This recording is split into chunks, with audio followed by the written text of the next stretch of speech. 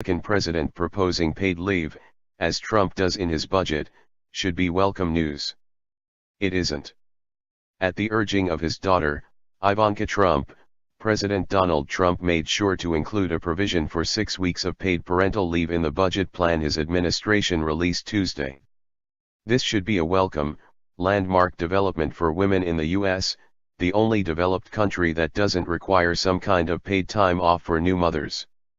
Instead, it amounts to nothing more than a cruel joke in a budget that proposes gruesome reductions to social programs over the next decade.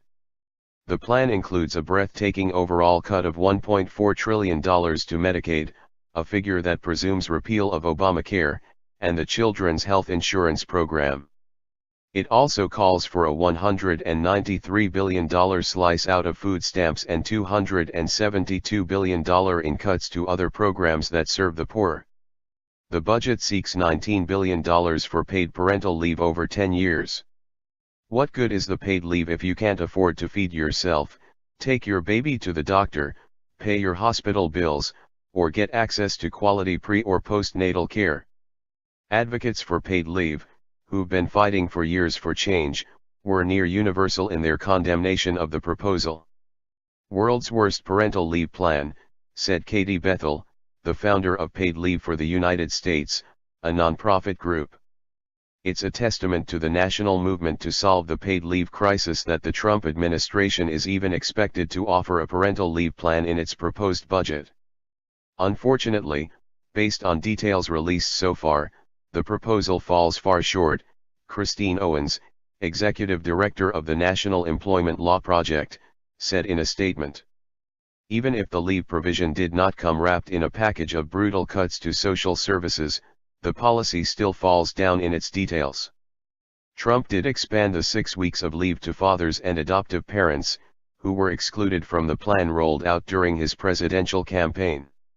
However, the policy leaves out those workers who would need time off in case of serious illness or to care for ailing relatives, considered a standard part of family leave. The 1993 Federal Family and Medical Leave Act, which provides 12 weeks of unpaid leave to workers at companies with more than 50 employees, includes that type of time off, as do state paid leave plans in Rhode Island, California, New Jersey, and the one scheduled to go into effect next year in New York. For funding, the Trump leave plan would rely on the unemployment insurance system, already underfinanced and underutilized. The White House leaves the details entirely to the states to work out. Unemployment benefits are woefully inadequate, paying an average of $344 a week, according to the National Employment Law Project. In 14 states, unemployed workers get less than $300 a week. Fewer unemployed women typically qualify for unemployment insurance. Theoretically, Trump's leave plan could help someone like Regina Mays, who took 6 weeks of unpaid leave from her job at a Walmart in High Point, North Carolina, after she had a baby girl last year. She was earning about $10 an hour. With no money coming in, she struggled to feed herself and her 4 other children at home. There was time when I paid the bills and I literally didn't have money for food, Mays told HuffPost recently. A relative came by with groceries for her and her kids so they didn't go hungry.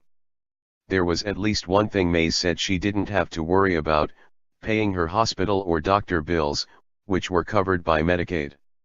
Trump's budget would rip that rug out from under mothers like Mays, who theoretically would get about $1,800 for her 6 weeks at home, but without health care would also be on the hook for potentially tens of thousands of dollars in medical bills. The math is terrifying. Cutting Medicaid would be devastating for all low-income Americans, but particularly for women and mothers.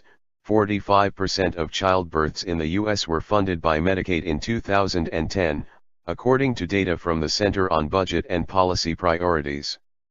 Trump's budget also cuts funding for after-school programs for children and support for domestic violence victims. The budget proposal lays bare a perverse, reverse Robin Hood administration. Taking from the poor to give tax cuts to the wealthy, proposed earlier this month. But on the bright side, like most White House budgets, Trump's is unlikely to become reality. As for the parental leave plan, Democrats see it as too skimpy.